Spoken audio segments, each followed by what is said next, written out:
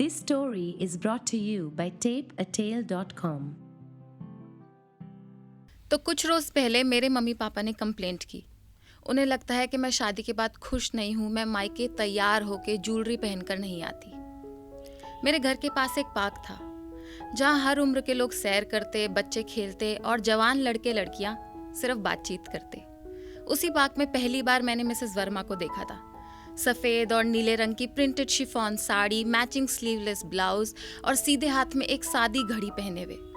उनके चेहरे पे दुनिया की सबसे वार्म स्माइल थी, रेड लिपस्टिक के साथ। बेशक डाइट थे, पर बाल सलीके से एक जूड़े में बंधे थे। मैं उनकी फैन थी। उम्र में वो बुजुर्ग थी, पर अपने 10 राउंड कंप्लीट करे बिना बुजुर्गों वाले बेंच पर नहीं बैठती थी। एक रोज बारिश के चलते मेरी दादी ने घर पर ही महफिल जमा ली। माँ ने गर्मा गर्म पकौड़े परोसे और हम सब चाय के साथ दूसरों की चर्चाओं पर उतरे। इधर उधर की बातें चल ही रही थी तो मैंने भी मिसेस वर्मा के लिए अपना प्यार जाहिर किया। उसी पल जैसे पकौड़ा अटका हो मेरी दादी के गले में और चाय में नमक पड़ गया हो। बेवकूफ लड़की, मिसेस वर्मा एक विडो हैं और फिर भी देखा है कैसे तैयार होती हैं। मैचिंग कपड़े, स्लीवलेस ब्लाउज, इतना सारा पाउडर, रेड लिपस्टिक, कभी कभी तो बिंदी और काजल भी लगा लेती हैं। ऐसा नहीं था कि मेरी दादी को सजना संवरना सुहाता नहीं था। दादी थी, पर जब पहली बार ब्रेस्ट कैंसर से लड़कर घर आई थी तो सबसे पहले नेल पॉलिश की फरमाइश की थी। तो फिर मिसेस वर्मा जैसी इतनी एक्सेप्टिंग लेडी को इस बात पर डिसमिस करना कि वो विडो हैं और तैयार होती हैं, दादी के पकौड़े की तरह, ये बात मेरे गले से नहीं उतरी। I was in college at that time और हर बात पर आर्ग्यू करना मेरी आइडेंटिटी थी, सो आई डिफेंडेड मिसेस वर्मा। दादी, ऐसा भी तो हो सकता है ना कि मिसेस वर्मा के हस्बैंड की ये आखिरी इच्छा हो कि उनके जाने के बाद भी वो वैसे ही रेडी हो जैसे पहले हुआ करती थी। इनफैक्ट वो तो वर्ल्ड की बेस्ट वाइफ हैं जो आज भी अपने हस्बैंड के विशेस को रिस्पेक्ट करती हैं। मेरी दादी के 4 बेटे हैं और जिस भी एक्सप्लेनेशन में बेटों को भगवान जैसा दर्जा मिले वो शायद उन्हें मंजूर था। इसलिए फाइनली मेरी दादी ने पकौड़ों का स्वाद पकड़ा। Time went by and I met with an accident. मैं 1.5 साल के लिए बेड रिडन हो गई और उस दौरान मुझसे घर पे मिलने मिसेस वर्मा आई।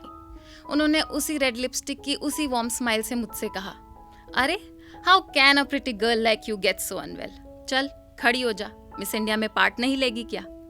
वो भी मेरी फैन थी शायद। मैंने भी कॉम्प्लीमेंट वापस दे ही दिया। आंटी, दूसरों का तो पता नहीं, पर मेरे लिए मिस इंडिया वाली पर्सनैलिटी सिर्फ आपकी है। मिसेस वर्मा खूब जोर से हंसी, इतनी जोर से जैसे उन्हें मालूम हो कि उनका तैयार होना, सजना संवरना, वॉक पे जाना या शायद खुश रहना भी दुनिया को खलता है। जाते जाते बाय कहने की बजाय एक सीख दे गई। दुनिया में लोग 1 गुना है, आंखें 2 गुनी, जबान 4 गुनी और जजमेंट्स बेहिसाब। किसे खुश करना ज्यादा आसान है, सबको या सिर्फ खुद को। कितनी आसानी से मिसेस वर्मा ने अपनी तैयार होने की खुशी को अपनी रोजमर्रा में दिखाया।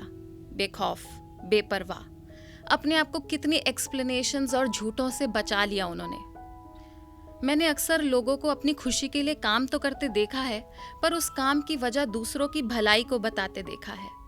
तो फिर क्यों मिसेस वर्मा ने झूठ नहीं बोला कि उनका तैयार होना उनके पति की आखिरी इच्छा थी। बहरहाल कुछ रोज पहले मेरे मम्मी पापा ने कंप्लेंट की कि मैं शादी के बाद खुश नहीं हूँ, मैं मायके तैयार होके ज्वेलरी पहनकर नहीं आती।